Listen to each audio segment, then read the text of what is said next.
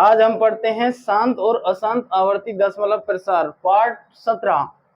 शांत दशमलव प्रसार क्या होता है इसको आज हम जानेंगे। तो शांत दशमलव प्रसार, शांत इसके नाम से पता है कि जो कैसा हो जाए, शांत हो जाए, यानी कि टर्मिनेट हो जाए।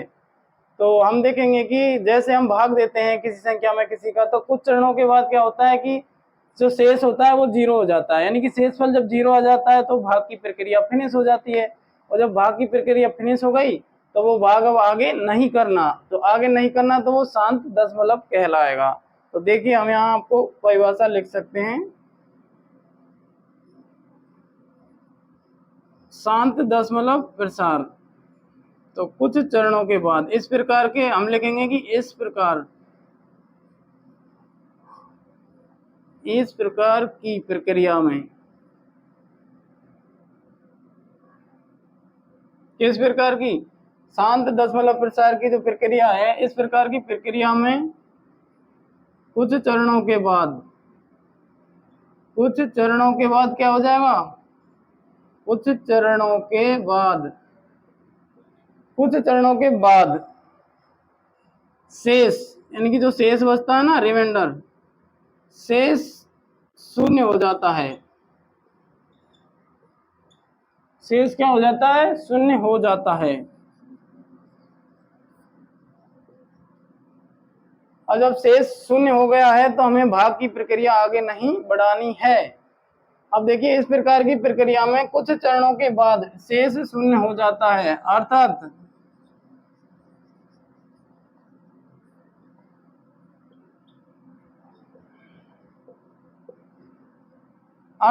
कुछ सीमित चरणों के बाद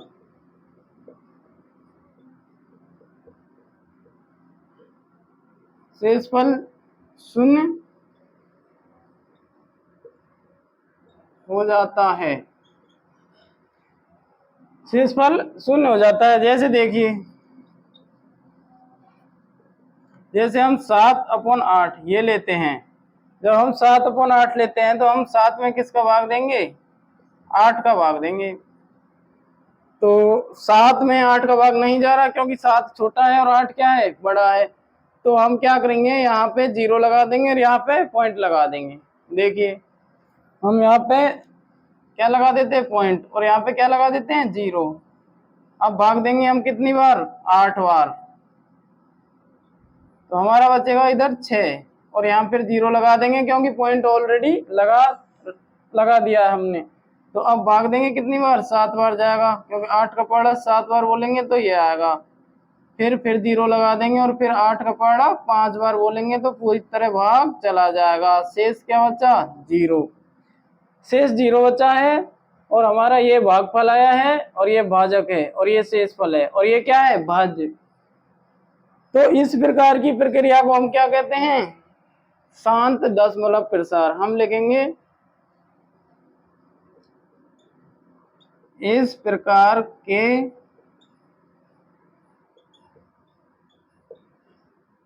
परिमेय संख्याओं